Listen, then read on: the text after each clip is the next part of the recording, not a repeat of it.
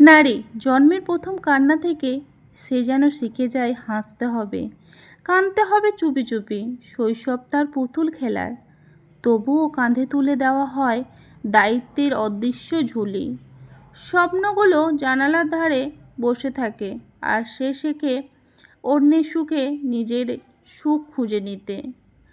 কৌশল আসে, ডানার রং লাগে, তবুও সমাজ বলে এভাবে নয়, ওভাবে চলো। তার হাসিরও হিসাব থাকে, তার নীরবতারও বিচার হয়।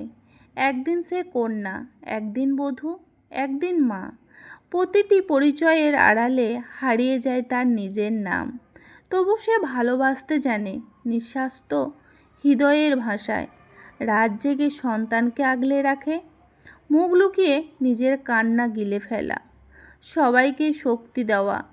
এসবের কোনো পদক নেই, কোনো করতালিও নয়, তবু নারী হারে না।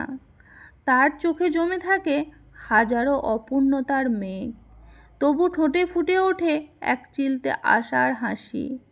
কারণ সে জানে অন্ধকার শেষেই আলো আসে।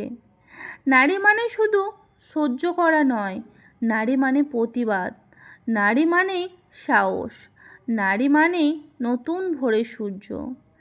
যে হাতে দোলনা দোলায় সেই হাতে গড়ে তোলে ভবিষ্যৎ। যে হৃদয়ে ভালোবাসতে জানে সেই হৃদয়ে পৃথিবীকে মানুষ হতে শেখায়। তাই নারীকে করুণা নয় সম্মান দাও, অবহেলা নয় অধিকার দাও। কারণ একজন নারী হাসলে একটি পরিবার হাসে, একটি সমাজ বাঁচে, একটি দেশ এগিয়ে যায়।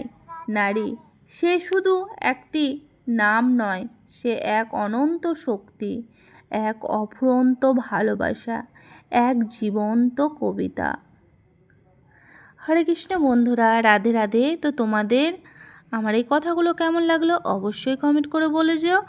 আর এই যে দেখো বন্ধুরা, আমি এখন একটু সাজুগুজু করে নিচ্ছি, একটু নেল পালিশ পরছি। কালকে তো রথযাত্রা, কালকে তো আমরা এক চক্করাতে যাব, ওই জন্যে কিন্তু পরে নিলাম।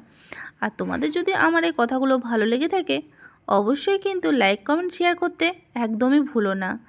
আর সবাই কিন্তু আমার সঙ্গে থেকেও, পাশে থেকেও। আর এই কালারটা কেমন নেল পালিশের অবশ্যই কমেন্ট করে জানিও। হ্যাঁ, হয়তো অনেকেই বলতে পারো বিধবা না পরলেই ভালো হয়, কিন্তু দেখো বিধবা বলে যে নেল পালিশ পরবো না বা একটু চুল আঁচড়বো না বা একটা টিপ পরবো না, এমন কোনো কিন্তু কথা নাই। তো ওই জন্যেই কিন্তু আমি কবিতাটা একটু পড়লাম। কেমন লাগলো অবশ্যই কমেন্ট করে বলো। এগুলো কিন্তু আমার মনের ভাষা, মনের কথা, তো তোমাদেরকে জানালাম, অবশ্যই বলো। তো চলো আজকের মতো টাটা। হরে কৃষ্ণ, রাধে রাধে, হরি বল।